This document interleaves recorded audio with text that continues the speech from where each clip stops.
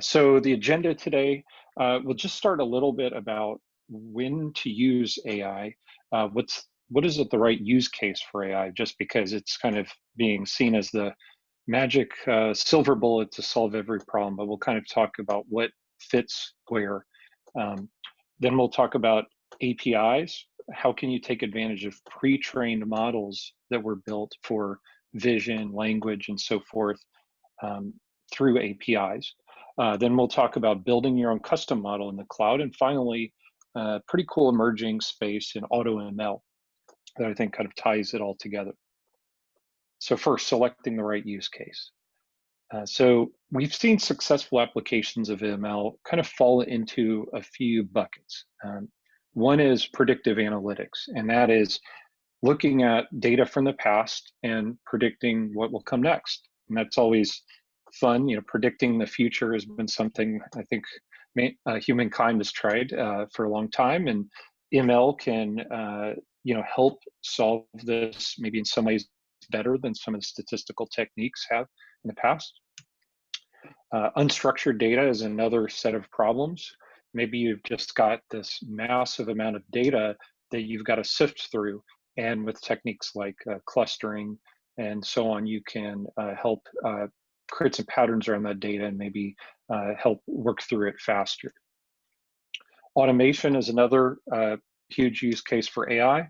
Maybe there's a step in a process where AI can do it faster and maybe more accurately, reduce sort of the tediousness of some step in the process. And finally, personalization. So be able to better understand your customers and serving them better. And these are just a few examples, but just to kind of set the stage for how ML can help. And when this diagram sort of sets the stage for what we're going to cover today, you essentially have a couple choices here. One is to buy or to leverage a model that's been already built. And generally that's a good choice if the model fits the data that you have and the problem type that you have. If not, there's a lot of different tools to build your own model. And then if you look at the top row there under build, there are a set of AutoML tools that allow you to still build your own custom model to solve your own unique problem, but in a way that doesn't require a lot of code or expertise in data science. So we'll kind of walk through this sort of map. It's less about the products today, and it's more about what's the right technique to solve the problem. So first, let's start with using pre-trained models with APIs. So a pre-trained model can solve some of these tasks. We'll show examples of them. Speech to text, vision, natural language, video, and translation. Let's start with natural language. And I think it'd be more fun to look at a real example. So I kind of pulled what I think was a pretty neat article I just saw today around there are some new spacesuits that will be basically designed by AI. So it'll kind of be a next generation spacesuit. And I just said, okay, well, let's take some of this text and put it through the API.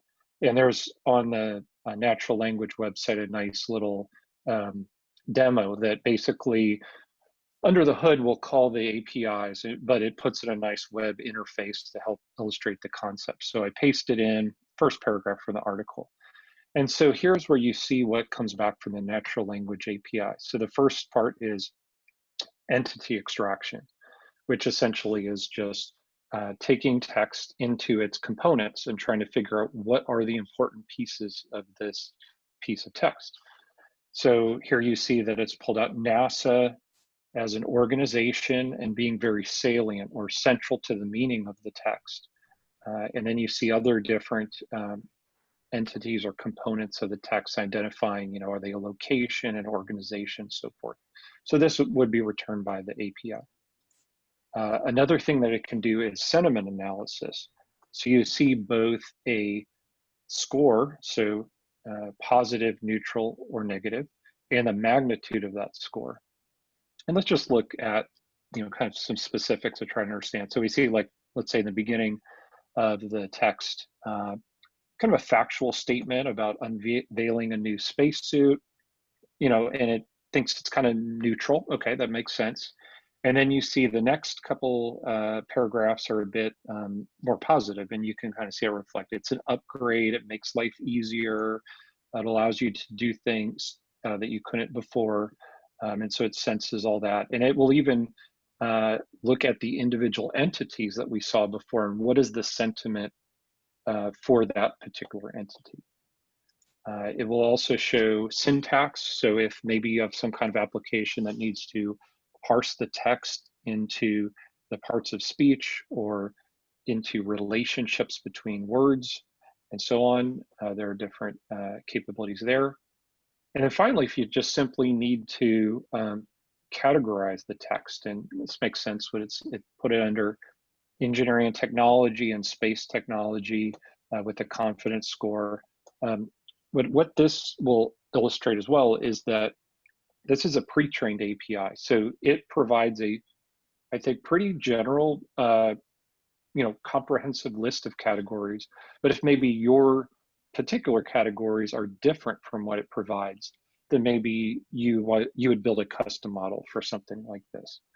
But if you're okay with the standard set of categories, this would be perfectly fine. So that is an example of how to use the natural language API.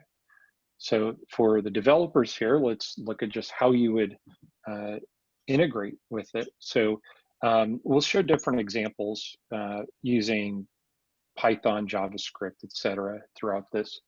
So here's just a curl invocation to the REST API. And you can see that you just pass in the content and access the endpoint with an operation to classify the text. And that will put it in, give you the category that that text belongs in. And that's it. So let's move on to the Vision API. So the Vision API, just like you saw with the language API, can do a lot of different things from classifying content, figuring out what's in an image. It can also tell you about the bounding boxes where things belong in the image. It can detect text within that image, and so on and so forth. Lots of different things it can do. And let's look at some examples of that. So here's a fun picture of a amusement park in Sydney, Australia, Luna Park. So I passed this through the Vision API, and there's a similar demo as well for this on the website. And you can see the various labels that it provides and the scores for those. And so, kind of makes sense. Landmark, sky, daytime, etc. Kind of pop out here. It also can, it is detected that there's some text here, and it found a couple blocks of text, the Luna Park at the top. It can also cross-reference maps to say, oh, well, this particular image was located at that spot, which is pretty cool as well, and give you lat long potentially and location of that landmark with the confidence score. And how do you invoke the Vision API? Just like we saw with the language API, there's an endpoint, and then there is a annotation method that you call on it. So this is just for, again, from the website, and you see that it's invoking a lot of different features all at once, landmark and so on and so forth, and then the response coming back in JSON. So let's look at this in Python, how you would do this. So you might import the package for Vision. You'd create a client. You would point it to an image somewhere, and then here you see the SDK method of label detection. So instead of more of the raw API that we saw before where you're accessing with curl, you can use an SDK. You have SDKs for a variety of different languages to make it a little bit easier to invoke the right operation and parse the results coming back. And so the results coming back would be JSON with information like the description and the score of the labels in that image. Okay, so Video Intelligence API, pretty similar to Vision API. It's just working across frames. So you can track object and you perform a lot of similar use cases, but on video. And here's a JavaScript code snippet where you'd instantiate a client, point to a video file, and then annotate that video. What you might see coming back here is, for instance, this label here of a dog that was in the picture, and then when that dog entered the video and when it came out. So it's entered at 3 seconds and it left at 5 seconds. So it'd give you a bunch of these labels and some context as to when they were in the video.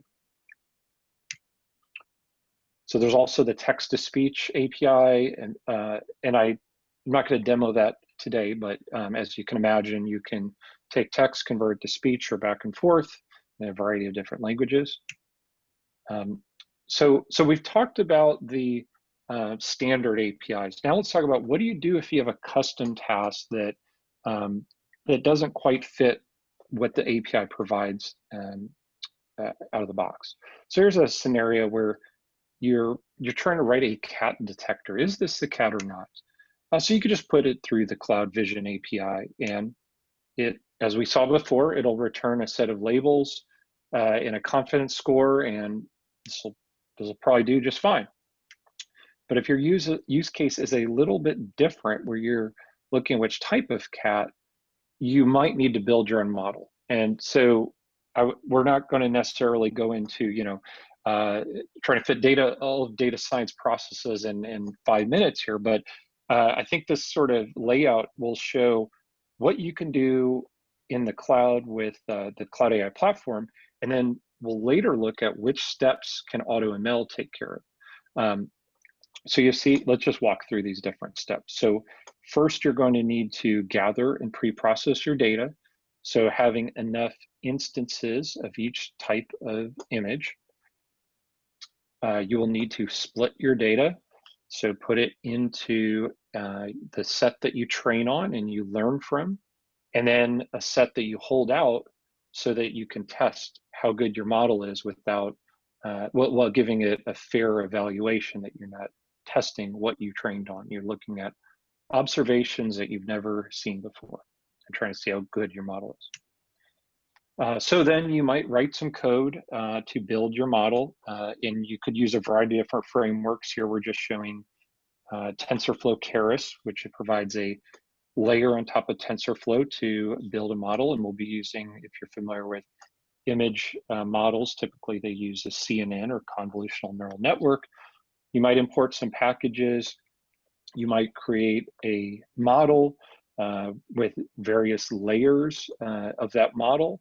And then you see at the end, the final step here is that the network, the final output of the network, the final layer, is a set of classes, or the number of types of cats that we are going to get a probability score out of the network for. And then what you might do is write some code to fit your model or train it, providing the training data and then the labels, how many passes through the data, and so on and so forth you might want to do, and then you evaluate your model. So the code has become easier and easier over time as there's become some out-of-the-box models. So there's like TensorFlow Hub that has some famous image network models, and in general, just this ability to say defining a model by sequentially adding layers has become easier and easier to specify. So it's actually not a ton of code to create a model. Often a lot of the work is in the data pre-processing, getting the data, maybe changing the pixels, say if you have images that are of different sizes, things like that. The pre-processing often is more complex than the model in many cases. So once you have trained your model, you could deploy it. Maybe you put it on the cloud. Say it's a mobile application. Maybe you deploy on device. And then you're ready to make predictions with it. Say you have a model object, you simply call a predict method on it with the image, and you'll get your prediction out of it. So that's essentially a sort of crash course in the process of building your own model. And in the Google Cloud, as one example, there is there's a set of products we call the AI platform that provide you a notebook environment to create your code and do your training, use GPUs for faster processing. You also have some ML ops, or if you're familiar with DevOps, applying those concepts to machine learning. So maybe you want to do some training in a distributed cluster. Let's say if it's a large job, you also want to maybe do continuous model monitoring, where you're watching the output of your model and seeing how the accuracy does over time. Maybe you want to put into a pipeline where you have a deterministic set of steps, where maybe you extract data, you train a model, you deploy that model, and so on and so forth. As you're getting new data, you can just rerun that pipeline to ensure that it's done in a consistent way and that you're working with the freshest data. And then you can pull, kind of in this last layer at the bottom from various production systems, BigQuery or Google Cloud Storage to train from. So that's just a kind of a quick example of the platform to build models with in the cloud. And just to give you a quick feel for when we talk about the cloud platform, what you might see. So here is where you could create a new notebook instance. You would specify what kind of framework you want to use, whether you want to use a GPU or not. You can specify more information, like how large of a system that you need. A lot of and it's all pre-configured with kind of the right GPU and version of TensorFlow, and everything just sort of works. And when you create that instance, then you'll have access to Jupyter Lab running on that notebook, basically your development environment for building your notebooks. It can scale on demand, so you can decide to update your configuration and maybe add more CPUs, add GPUs, things like that. If your needs change, you can also, of course, create a new instance, delete the instance, but it's easy to you can tweak things pretty easily. As I mentioned before, if you want to, you can get down to lots of details around the storage and the number of CPUs, etc. Okay, and under the hood, these are all running as virtual machines. So sort of if you weren't in the ML world, if you were just using a virtual machine, you could actually view the VM. You could view the VM from the AI platform perspective and in that part of the UI, but you could also look at the underlying virtual machine and view it there and get into details like the IP that it's being used and manage it there as well. So they're just standard VM instances, but they're pre-configured with data science things, and they're also they have a reverse proxy set up so that you can easily access that Jupyter UI from the VM. They've also got pre-configured integrations to different services that you might use, like here, for example, to integrate with BigQuery if you were going to do some queries to integrate data into your notebook. So that's kind of the AI platform at a glance. As I mentioned, it has GPUs, TPUs. It's got some nice capabilities around hyperparameter tuning, where you can just provide it a YAML file and kind of it can help do a grid search on the cloud. For prediction, which is a key part of it, what do you do after your model is built? You can deploy it and host it online. And you can even do things like auto scaling, where you specify in your configuration what's the minimum number of nodes, the maximum number of nodes, and let it scale and up and down as you're getting more calls into your model. And a new capability recently added, if you need to transform data coming into your model, like say your model expects features in a certain way and your data is not exactly in that format, you can do some runtime pre-processing and post-processing code there, supporting a bunch of frameworks.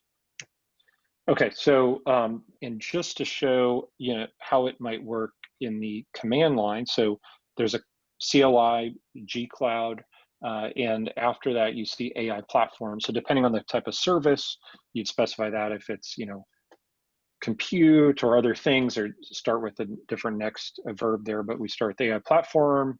You're going to submit a job, and then you can specify what region, the configuration, and then that training job is going to be performed on the cloud. There's another command to check the status of that training job. And by the way, you can go to the UI to do this as well. You can, there's also SDKs, just like we showed for the API. So if you'd rather use the Python SDK, you could do that for a slightly different experience. Okay. So with that, I'll just show just an example of what that looks like, right? So if we go to the console and I go to the AI platform, you see a variety of different capabilities. I was just talking about notebooks. You could go here and create your new instance, and you see a variety of different frameworks and things like that. And then there you go. You can do your create your model here in the cloud. Okay, so let's keep going. So we talked about custom model development. Now, is there a simpler way of doing custom model development? With AutoML, you can take care of several steps of that workflow that I just showed you. So the training, deployment, and serving, along with creating a REST API, can be automated. So those steps that we saw before, the bulk of things in the middle of the process, it's not going to gather your data for you or pre-process it, but it can directly, point to a storage bucket or to a CSV file or a BigQuery table to extract the data, and then it will perform all these steps. So let's take a look at this for a few different types of data. So let's start with vision. So for vision, for example, this is a few screenshots of what it might look like in the user interface. You create a new data set and you tell it what type of problem you're trying to solve. So maybe here you're trying to do a single label classification. Give me one label from that image. But you see there's a couple other use cases, multi-label or object detection as well. You would then import your images, and here you see that you might, most likely if it's a larger data set, you'd select a CSV file, and you see there's a certain format where you have, is it part of your training set, your test set? Is it, what's the path to it, and what's the label for it? And you don't have to specify whether it's train or test. It will default to an 80-10-10 train test validation split, which you can customize as well if you'd like. But if you want that level of control to say this specific image is in the train set, you can do that here as well. So here is a list of the data sets, and you'll see as you're importing the status here. So, we've imported 3 data sets. We're in the middle of importing one of them. And then once it's imported the data, you see here on the left side, the various, kind of a breakdown of your data set. How many images are there? How many are labeled? And then you can see the most popular labels. And you can see that this is a pretty balanced data set, which is good to see. So, the values are, in the 600 to 900 range as far as labels. So for a classification problem like that, that's good to see. So it has some built-in metrics. It'll tell you, well, you might want to need more of this label, or you need more instances of this for the accuracy level. So it does provide you some tips around the data coming in to make sure it's sufficient. So you can then click into one of these labels. Maybe you want to do some manual edits. You could change the label on that, for instance. So anyway, it's just a way to kind of look through your data set here. Then you'll go ahead and train the model. And here you see a couple examples of trained models where you see some stats coming back around the false positives and false negatives out of the model.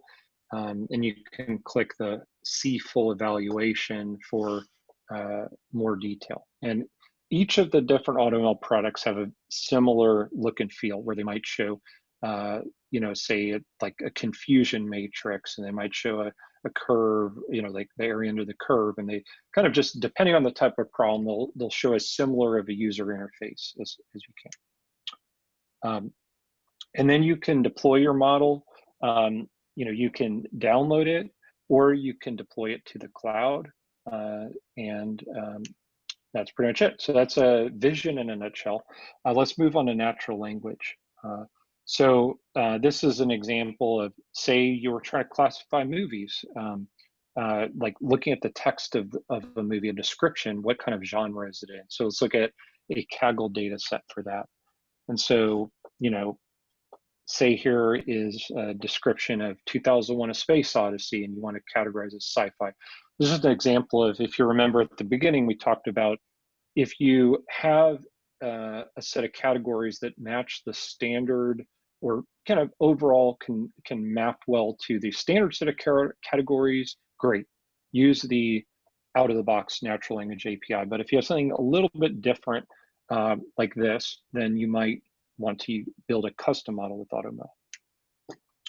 So it can also do custom sentiment. So if you recall at the beginning, we also showed that spacesuit example, and we saw positive, negative, neutral.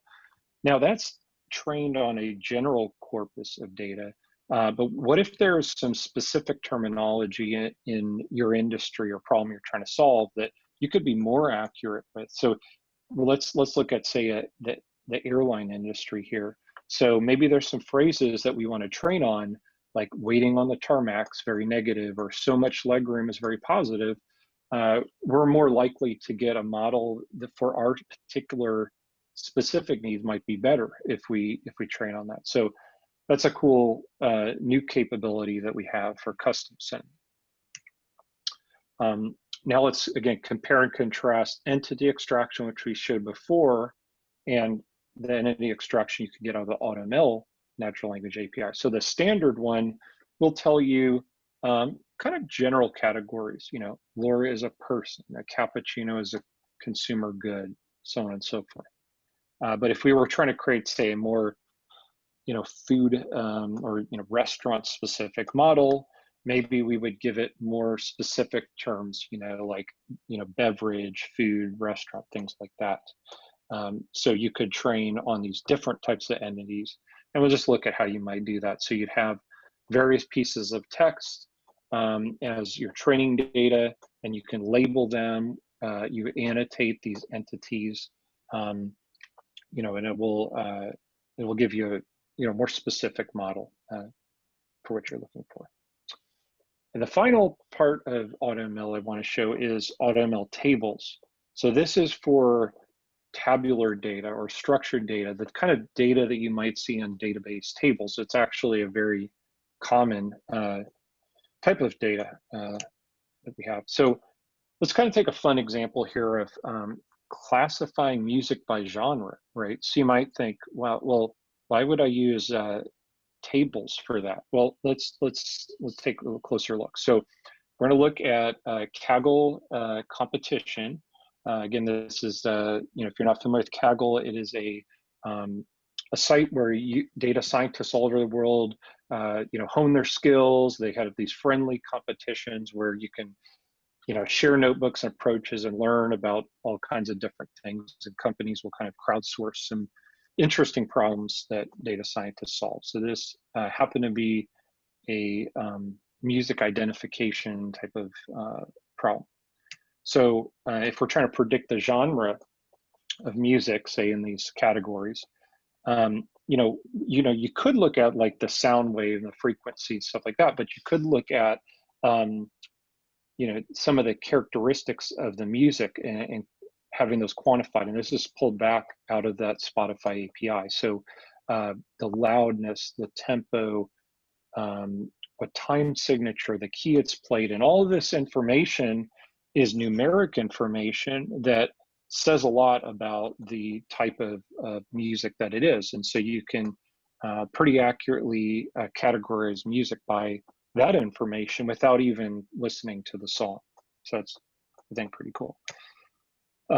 So let's take a more enterprise type of example. So this was a use case for a online marketplace where there were a lot of different types of clothes that people would list for sale, or all kinds of other items. Here we see clothes, and the idea was when you're going to sell the item, what's the right default price that you should list it for?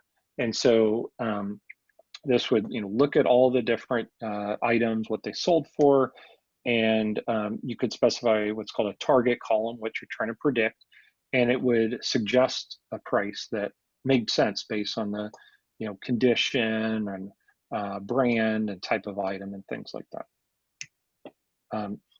And this was an interesting case study for AutoML and versus, say, human data science, right? So this was part of this price suggestion challenge. It was on Kaggle. And what you see here is a graph where on the y-axis, it's basically the error rate, and lower is better, of course. And on the right side, you see once we start to get into the top of the leaderboard, as you get further right, you get closer to the winning solution. And so what you see is this real steep decline and then a plateau, which kind of tells you that most people, there's a certain place where you start to really solve the problem, and then there's kind of minimal improvement past that point. And so how we put AutoML into this competition. And you can see that one thing I didn't mention is for each of the different AutoML products, you can provide a budget of how much time you want it to search across different parameters, types of networks, types of ensembles to find the optimal model.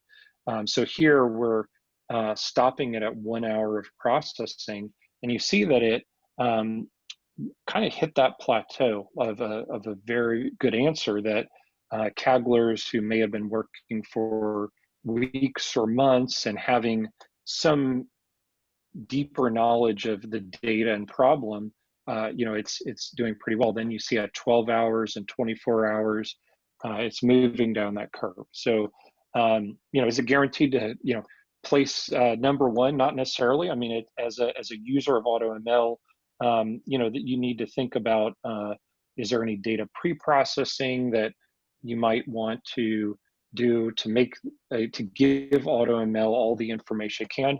It does do a lot of automated feature engineering, so it's not expected that you have to do that. It'll take, say, dates and kind of figure out, okay, is it a weekday versus a weekend, and it will, split out different components of it. It does a lot of things for you, so it generally gets, really good results at what it does.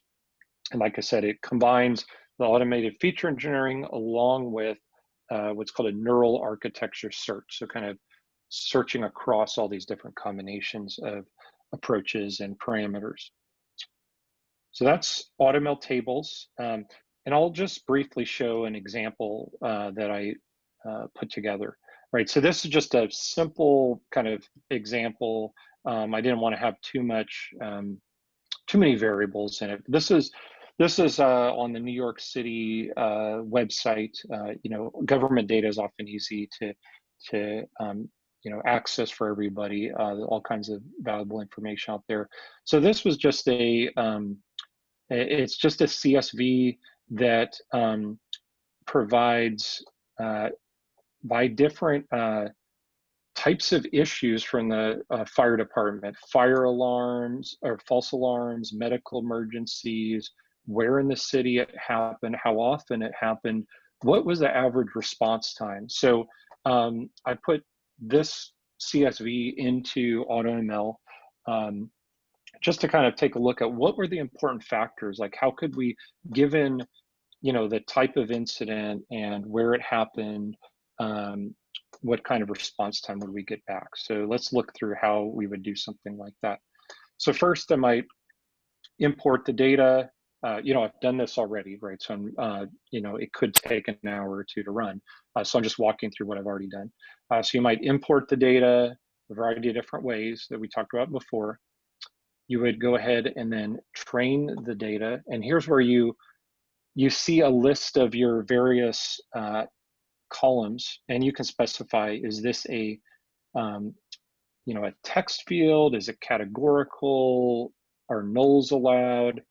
This data set, again, isn't very complex, but if you had a more complex data set, you might see where they're missing values, invalid, number of distinct values. So, right, so like, let's say incident classification, there's 6 different types of incidents. And then you see a correlation with the target. So this gives you a very quick way to see, might this be a good variable for my model? If you see something like 0.999, that might look good, but maybe that tells you that there's some kind of leakage where that model or that variable is basically predicts, it's basically directly correlated, and it might be revealing information about the target. Likewise, if you see something close to 0, it might not be valuable. Now, it might be, as the way that, deep neural networks work, sometimes a variable with a low correlation combined with other variables might have some value. But this just kind of, at a glance, gives you an overview of the variables coming in your model, kind of a breakdown of what type. And as I mentioned before, if you want to do more fancy things, you don't have to do this. But if you said, okay, well, I want to change the split of data, I can do that. I can, do a few other things here. Then I can go ahead and train my model. This is where I'd specify the budget. And it does have an early stopping feature. So when it starts to see that there's very little improvement happening, then it will stop processing. And then just want to show, there's also, if you're familiar with writing models yourself, there are different optimization objectives, or where some of these are better for getting an overall lower error. Some are better handling outliers. We won't get too much into that right now, but that's just an example of the, we expose some things and often have reasonable defaults, so you don't have to get into the advanced options, but you can if you want. So then you'll see your models. You will see an evaluation of your models with the statistics, and it also has some explainability capability in it as well. So I can see across the whole test set which features were the most important. So it looks like the type of incident was top, and then where it happened and when it happened, kind of in priority order. And then you have an ability here to make some predictions online. So I can do a batch prediction online where I pass in like one variable and I get a result. And then I can also export my model, say, to a container to use outside the cloud. So that is kind of a summary of AutoML. All right, so what did we learn today? We talked about 3 different types of cloud AI services. So first is ML APIs, and I highly recommend those if they meet your needs. AI platform, if you want to do custom model development, it has everything you need to train and deploy models in the cloud. And AutoML will allow you to create custom models without deep expertise. And then all of these can be combined into a production ML pipeline. So we have customers that might not just pick one, they might use one for a certain problem or use case and another for something else. And as I mentioned before, it's important to think about how to have a reproducible experiment, that it works the same every time, putting into a pipeline. All of these can be combined into that. So that kind of wraps up the content for today. So I will.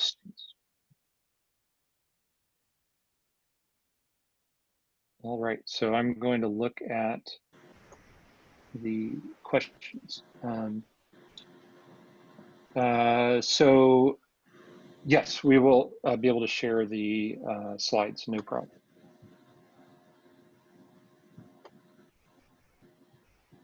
And if you have questions, I'm not sure, Bill, if they can turn on audio, or if you want to just maybe type it in, either way.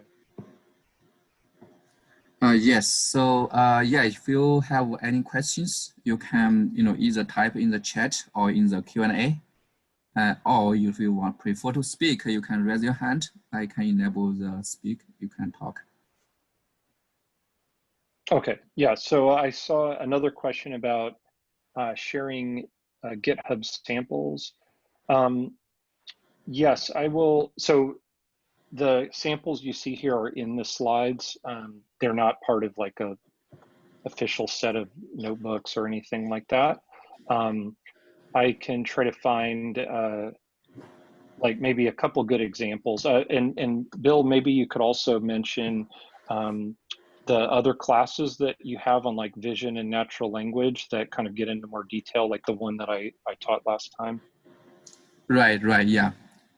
We have some of the links. I can share it so that when some of the it's probably not on the GitHub, but it's more kind of like quick lab. They have some of the sessions you can learn. I can share the links to the folks. Okay. So does Cloud AI Platform have GitHub integration? I mean, so like for instance, how I personally use it is say I'll try sharing my screen again. There are definitely integrations if you're in more the DevOps world and you're creating like a CI/CD workflow and things like that. But if say I'm here in my notebook, I can directly clone a GitHub repo, and that's where a lot of actually these tutorials are. So I can start up a terminal session, and I can git clone, and then it's going to pull down the different notebooks from GitHub. So yeah, I just wanted to show that. Hey, Asim, you can ask questions. I enable your speak so you can ask. Oh, hello. Thank you, Carl, for, I don't know, can you hear me? Yeah. Can you speak loudly? I'm not sure. Can you hear me now? Hello? Okay, hey, yeah. Yeah, I can hear you. Okay, good. Thank you, Carl, for doing this. I remember you mentioned something about, how things are getting more and more abstracted and more user-friendly. I was curious, how much more abstraction and user-friendliness do you see happening in the next 5 years? Like, would it be possible to just press a few buttons in the future and not, going through the entire process?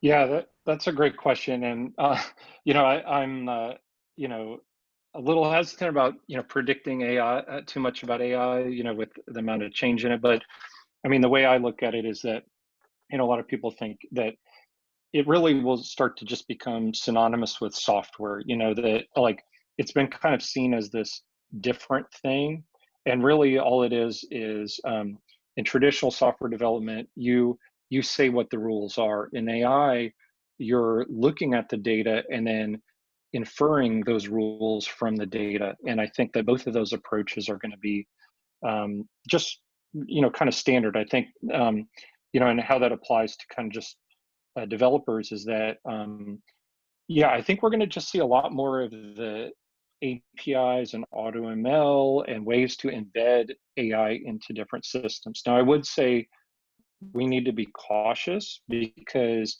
you know, governing that AI, it is helpful to, if you're not familiar with data science, to have somebody that maybe is overseeing, is the accuracy of your model good? Are you benefiting all of the users? How good is your data set? So certainly, I think that it will become more and more accessible, and which is a great thing. I just think we need to also, be mindful that, that we with the continued training on AI and data science is going to be super important. Yeah. Okay, great. So let me try to. There's been a few questions. Yeah, I see we have quite a few in the Q&A. Maybe just to go through from the top to the bottom. Okay. So which of the features most set GCP apart from other platforms? I get this question a lot. I mean, I don't usually like to, talk much about the, other platforms, just that I would say that, a lot of what you see from Google AI is from our innovations from Google using its own products, right? So like TensorFlow, came out of Google research of trying to solve problems. TensorFlow Extended, if you've heard about that, which is a way to create productionized ML models. It does data validation and it does model analysis, all this cool stuff, also came out of Google's own applications. And then if you look at, all the different things, that are in, say, the Android OS or in Gmail, where it can help do auto completion. You're seeing a lot of these like natural language models, coming to life. So I think AI has been really in the DNA of Google, and our cloud offerings are really in our open source that we're providing is kind of just releasing the things that we use ourselves internally. Okay, so moving on. What are the options for model deployment? Is it only into a REST endpoint?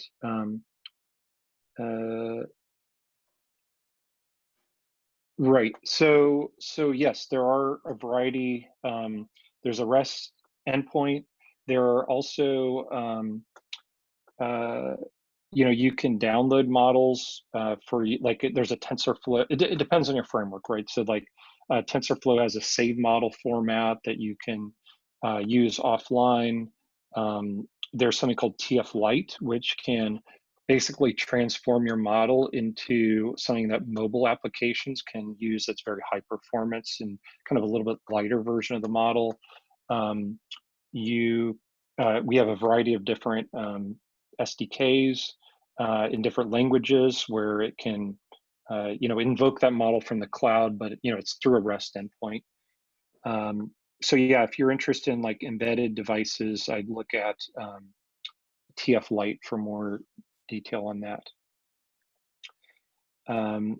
For a custom model for object detection video, would we still use AutoML? Would it be the same process as detection in image?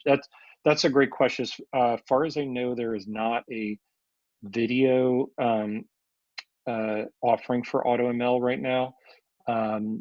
So, you may, if you want to use AutoML, perhaps you could export some of the frames from the video and run it through AutoML Vision.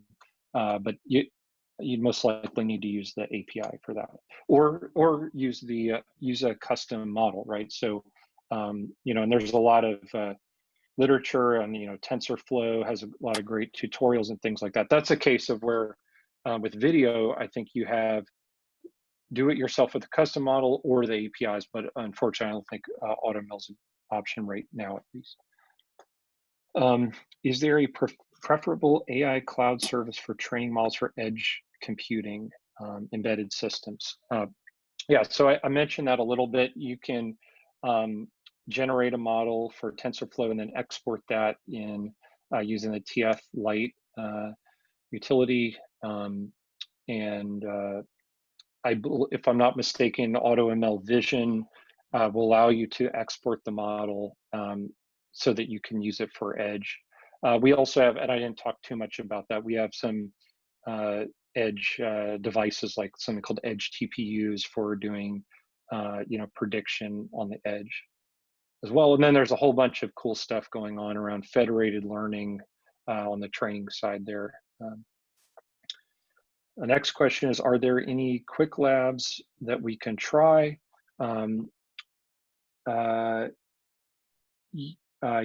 Yes, and that's actually kind of goes along with, I think, some of the other AI camp offerings.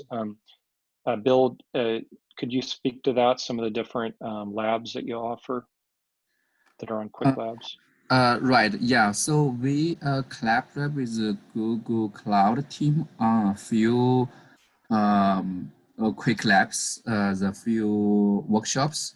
I will send the link to in the follow-up emails. There are quite a lot, from the API, from the natural language processing to computer vision, AutoML. So it's quite a lot of there. Yeah, I think the best way I'm going to send the link with, in the post emails. Yeah, and the quick labs are pretty cool, I think, because they not only have your typical lab format, explaining things, telling you what to click on, but it provisions your environment for you, so you don't have to really know anything about Google Cloud. It kind of creates a sandbox environment and everything's set up, so it's a really nice way to go. So then we have another question. Once I create a data pipeline using AutoML, can I generate a Python script? Right. Okay. So maybe I can clarify a little bit about the model code. So it's kind of it's really more binary code. It's not. It's something that you can call into with the SDK, but it's not something like just a set of Python. It's not really Python code that you can use. Right. So it says if I needed to see the code and make changes in the code and deploy, you would need to retrain your model. You can't really sort of get into that model and directly sort of change that code. And then the next question is saying, is there a model to deploy into a relational DBMS? And I'm not entirely sure what that means, in that like the model itself is hosted in a compute runtime. So it basically, there's serving code that takes inputs. It says, like back to the cat example, it takes a image, it then runs through the model, and it has an output of a set of probabilities and says, okay, it's 0.8 probability it's a certain kind of cat. And that's really all it does. The data that's either in a DBMS or if it's an image data in a storage bucket is separate from the model code. So you're not deploying the model into a database. You're potentially using database data to feed into the model or to train the model, but it's really distinct from the model itself. Okay.